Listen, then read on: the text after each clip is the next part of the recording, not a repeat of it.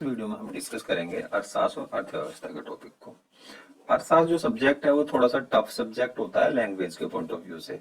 तो मैंने कोशिश की है कि जो इस वीडियो की लैंग्वेज है वो मैं अर्थशास्त्र से थोड़ा सा हटके एक सिंपल सी लैंग्वेज रखूंगा ताकि आपको आसानी से समझ में आ सके। इस वीडियो का पीडीएफ आप नीचे से डाउनलोड कर सकते हैं, डिस्क्रिप्शन में इसका लिंक है, आराम से आप बिल्कुल फ्री में डाउनलोड कर सकते हैं। और यदि ये वीडियो आपको अच्छी लगती है तो आप हमसे जुड़ भी सकते हैं सब्सक्राइब के बटन को दबाकर। चलिए तो वीडियो को स्टार्ट करते हैं।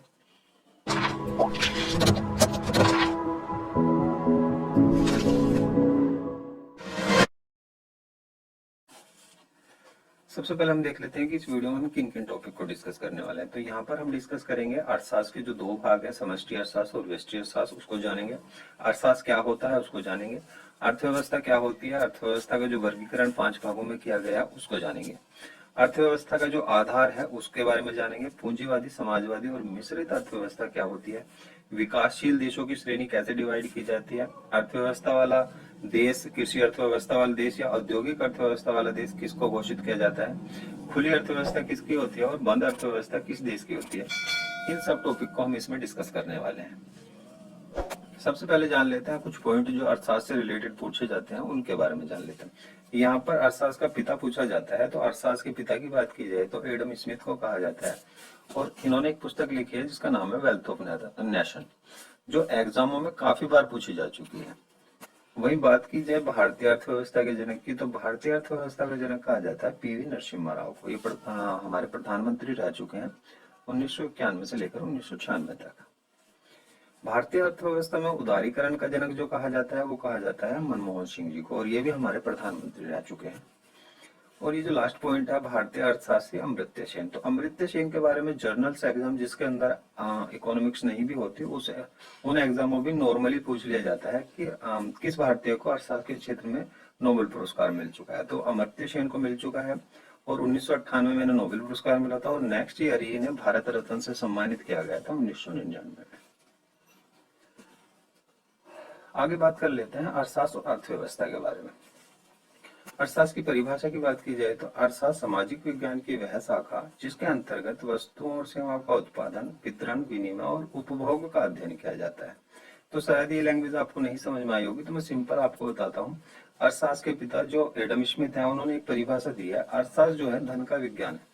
और उन्होंने धन केवल करेंसी को नहीं कहा, जो पैसे होते हैं उन्हें नहीं, उनके साथ साथ जितने भी संसाधन मनुष्य द्वारा यूज किए जाते हैं अपनी जरूरत के लिए, वो सब उन्होंने धन की श्रेणी में रखे हैं। तो उन संसाधनों का जितना भी अध्ययन किया जाएगा वो अर्थशास्त्र कहलाएगा। और अर्थव्यवस्था की बात की जाए तो अर्थव्यवस्था में उन्हीं संसाधनों पर जो नियम और उनके व्यवहारिक प्रयोग किए जाते हैं वो अर्थव्यवस्था कहलाती है, यानी कि उनका जो अध्ययन किया जाएगा वो अर्थव्यवस्था में किया जाएगा। यहाँ पर मैं आपको परिभाषा भी बता देता हूँ।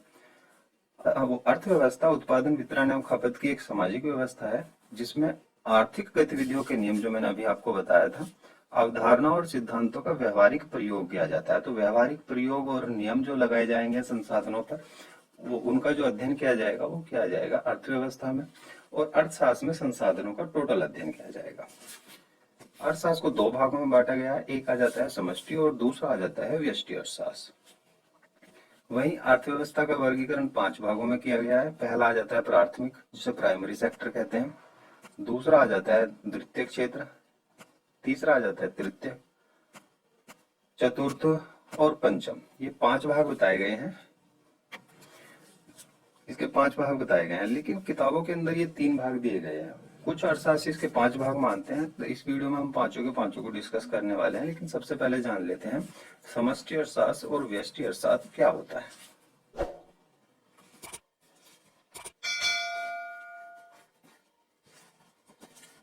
समष्टि अर्थशास्त्र को इंग्लिश में मैक्रो इकोनॉमिक्स कहा जाता है और व्यष्टि अर्थशास्त्र को माइक्रो इकोनॉमिक्स कहा जाता है।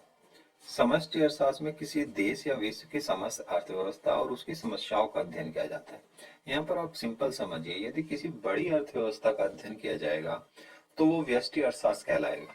जैसे एशिया की अर्थव्यवस्था का अध्ययन करेंगे या यूरोप की अर्थव्यवस्था का अध्ययन करेंगे या अमेरिका की अर्थव्यवस्था का अध्ययन करेंगे, किसी बड़े महाद्वीप की अर्थव्यवस्था का अध्ययन करेंगे तो वो समष्टि अर्थशास्त्र कहलाएगा।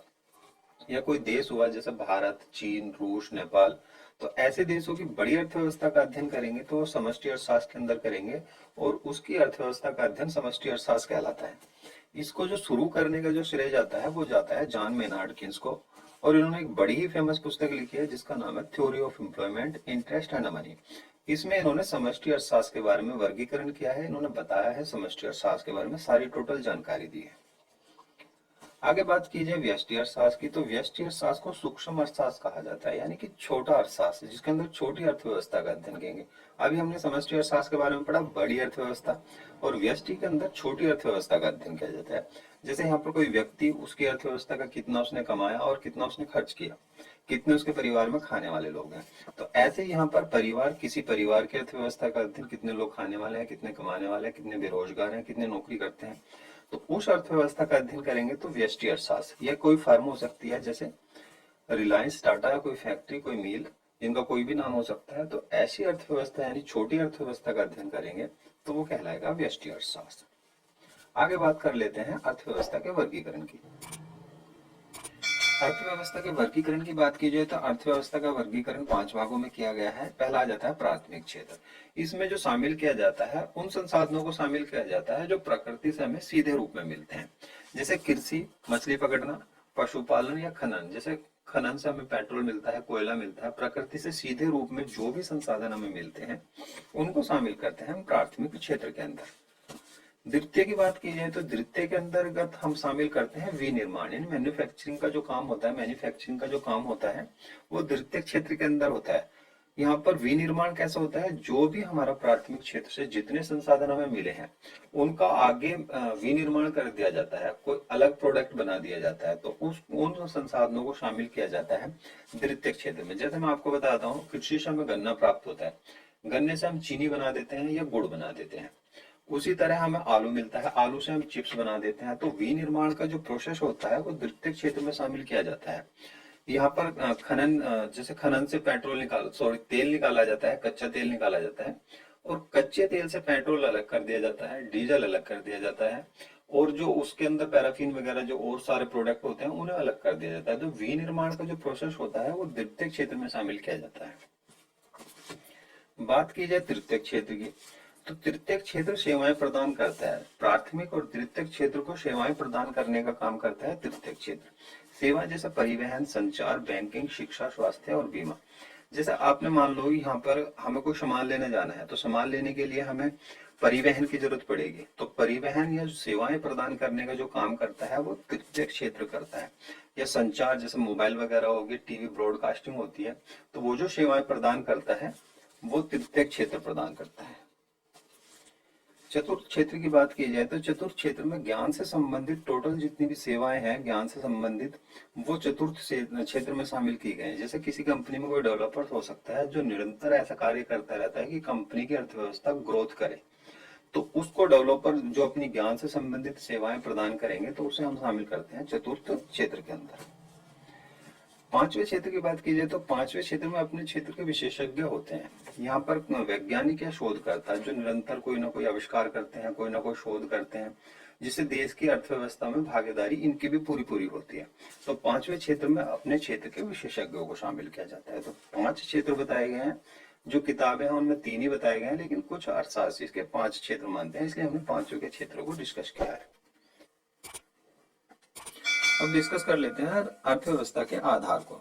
अर्थव्यवस्था के आधार कुछ प्रकार बताए गए हैं, निम्न प्रकार बताए गए हैं, उनके बारे में जान लेते हैं। जैसे आ जाता है राज्य और सरकार की भूमिका के आधार पर अर्थव्यवस्था। यहाँ पर दूसरे नंबर पर आ जाता है विकास की व्यवस्था के आधार पर, क्षेत्रों की भूमिका के आधार पर, नियोजन के आधार पर, निर्भरता के आधार पर, और लास्ट में आ जाता है विश्व के साथ संबंध के आधार पर। अब इन सारे पॉइंटों को एक एक को डिस्कस कर लेते हैं अच्छे से। पहला आ जाता है राज्य और सरकार की भूमिका के आधार पर 3 प्रकार बताए गए हैं: पूंजीवादी अर्थव्यवस्था, समाजवादी और मिश्रित अर्थव्यवस्था। पूंजीवादी अर्थव्यवस्था क्या होती है? यहाँ पर ऐसी अर्थव्यवस्था जिसमें निजी क्षेत्रों की भागीदारी अधिकतम और सार्वजनिक क्षेत्रों की भागीदारी न्यूनतम होती है। तो मैं आपको सिंपल बताता हूँ, जिनके पास पैसा है, जो पूंजीपति हैं, उनकी अर्थव्यवस्था में भागीदारी ज्यादा है, जो पैसे वाले हैं वही अपने प्रोडक्ट लगाते हैं, वही अपनी फर्म लगाते हैं, वही अर्थव्यवस्था में ज्यादा योगदान देते हैं। तो ऐसी अर्थव्यवस्था कहलाती है पूंजीवादी। और सार्वजनिक क्षेत्र, यानी सार्वजनिक क्षेत्र कहा गया है सरकार को। सरकार की भूमिका अर्थव्यवस्था में बहुत कम होती है, तो वो क्षेत्र कहलाता है पूंजीवादी अर्थव्यवस्था वाला क्षेत्र। इसके अंदर होता क्या है, देखिए इसके अंदर एसएससी में काफी बार ये पॉइंट पूछा जा चुका है। इसके अंदर होता है अधिकतम लाभ और न्यूनतम कल्याण की नीति अपनाई जाती है। तो सिंपल सी बात है, जो भी अपना पैसा लगाएगा वो लाभ की दृष्टि से लगाएगा, ना कि कल्याण की दृष्टि से। जो सरकार होती है, जो सार्वजनिक क्षेत्र होते हैं, वो थोड़ा बहुत कल्याण की दृष्टि से पैसा लगाया जाता है, लेकिन जो पूंजीपति होती है जिनके पास पैसा होता है वो सिंपल प्रॉफिट की भावना से ही पैसे लगाते हैं। तो इस व्यवस्था को कहा जाता है बाजार व्यवस्था। और ऐसी अर्थव्यवस्था पाई जाती है यूएस से, यूके और आपके जो चीन है उसके अंदर भी पूंजीवादी अर्थव्यवस्था ही पाई जाती है। आगे बात कर लेते हैं समाजवादी की। तो समाजवादी व्यवस्था पूंजीवादी की सिंपल उल्टी है। यहाँ पर निजी क्षेत्रों की भागीदारी न्यूनतम होगी और सार्वजनिक क्षेत्र की भागीदारी अधिकतम होगी। तो यहाँ पर जिनके पास पैसा है उनकी भागीदारी कम होती है और जो सरकार होती है उसकी भागीदारी अधिक होती है। ये भावना अपनाई क्यों जाती है? क्योंकि ये इक्वलिटी लाने के लिए कि गरीब गरीब ना हो और अमीर अमीर ना होता चला जाए। तो ऐसी भावना कि सबको रोजगार मिले, सभी का डेवलप हो, सभी अपनी ग्रोथ करें, अर्थव्यवस्था में सभी की भागीदारी अच्छे से हो, बराबर हो। तो ऐसी अर्थव्यवस्था में होगा क्या? न्यूनतम लाभ होगा और अधिकतम कल्याण की नीति अपनाई जाएगी। सिंपल सी बात है, सरकार कल्याण की भावना से ही ऐसी अर्थव्यवस्था को अपनाएगी। और ये अर्थव्यवस्था सोवियत संघ रूस में पाई जाती थी, अब इतनी नहीं पाई जाती। वहां पर धीरे धीरे क्या हो रहा है कि मिश्रित अर्थव्यवस्था अपना घर बना रही है। आगे बात कर लेते हैं मिश्रित अर्थव्यवस्था की। तो मिश्रित अर्थव्यवस्था में इसे ज्यादा समझाने की जरूरत नहीं पड़ेगी आपको, क्योंकि पूंजीवादी और समाजवादी दोनों का जो मिश्रण होगा, यानी पूंजीपतियों का भी और समाज यानी सरकार की भावना भी अर्थव्यवस्था में ज्यादा रहेगी और पूंजी की भावना भी बराबर रहेगी। दोनों की बराबर भागीदारी मिश्रित अर्थव्यवस्था कहलाएगी। तो मिश्रित अर्थव्यवस्था भारत में पाई जाती है और सर्वप्रथम जो अपनाई थी वो फ्रांस ने अपनाई थी, ताकि दोनों क्षेत्रों को बराबर अधिकार मिल सके। आगे बात कर लेते हैं विकास की व्यवस्था के आधार पर। तो विकास की व्यवस्था के आधार पर 3 प्रकार बताए हैं: विकसित, विकासशील और अल्प विकासशील। यहाँ पर मैं आपको एक आंकड़ा बताता हूँ। वर्ल्ड बैंक का आंकड़ा है 2018 और 19 का। उसमें ये कहा गया है किसी देश की प्रति व्यक्ति आय यदि $12,236 से अधिक $12,236 है तो वो देश विकसित कहलाएगा। और यदि $12,236 और $1,006 के बीच में है तो वो देश विकासशील कहलाएगा। और यदि $1,000 से नीचे, $1,006 से नीचे है तो वो अल्प विकासशील देश कहलाएगा। तो विकासशील वो देश होते हैं जिनके लोगों के पास पर्याप्त संसाधन होते हैं, उनकी प्रति व्यक्ति आय भी उच्च होती है और उनके जीवन यापन के संसाधन काफी अच्छे होते हैं। तो वो विकासशील देशों की श्रेणी में विकसित देशों की श्रेणी में शामिल किए जाते हैं।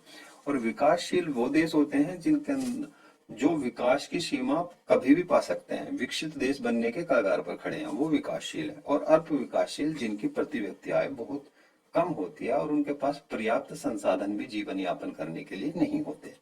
तो विकासशील, विकसित आप समझ गए होंगे। आगे बात कर लेते हैं क्षेत्रों की भूमिका के आधार पर।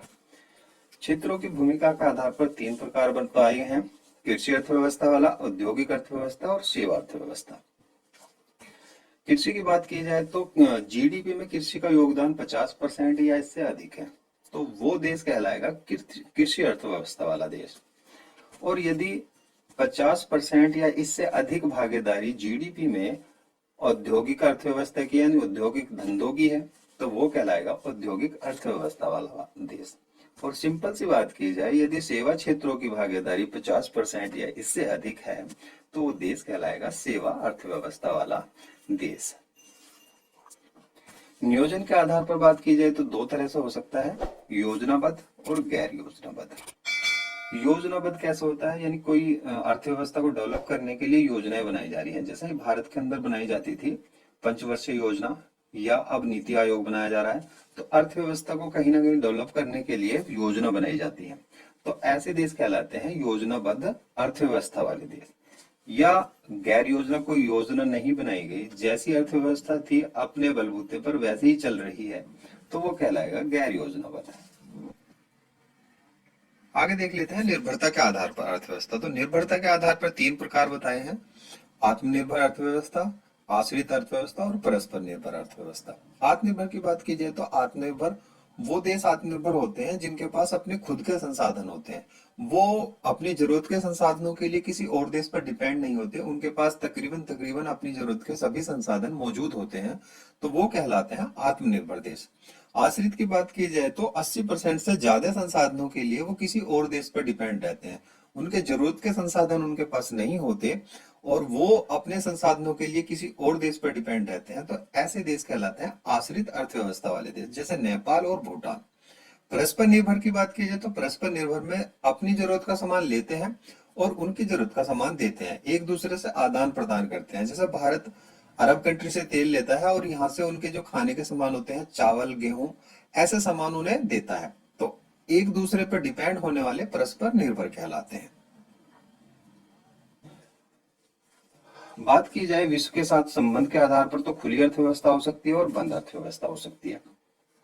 ऐसी अर्थव्यवस्था जिसमें दूसरे देशों के साथ व्यापार करने में कम प्रतिबंध हो, तो वो कहलाएगी खुली अर्थव्यवस्था। यानी कि कोई भी जाइए, अपना प्रोडक्ट लगाइए, वहां पर कोई भी अपनी फर्म लगा सकता है, वहां से खुला व्यापार कर सकता है, जो जो संसाधन उन्हें चाहिए खुले रूप में ले सकता है। सरकार अपनी भागीदारी नहीं लगाती, अपना बाउंडेशन नहीं लगाती, कोई नियम नहीं बनाती, तो वो कहलाता है खुली अर्थव्यवस्था वाला देश। जैसे हांगकांग और सिंगापुर खुली अर्थव्यवस्था वाले देश हैं, सरकार जो है वहां पे ज्यादा हस्तक्षेप नहीं करती, तो ऐसी अर्थव्यवस्था कहलाती है खुली अर्थव्यवस्था। बंद की बात की जाए तो जहां पर सरकार कुछ प्रतिबंध लगाती है, व्यापार नहीं करने देती, लेन देन नहीं करने देती, तो वो अर्थव्यवस्था बंद अर्थव्यवस्था कहलाती है।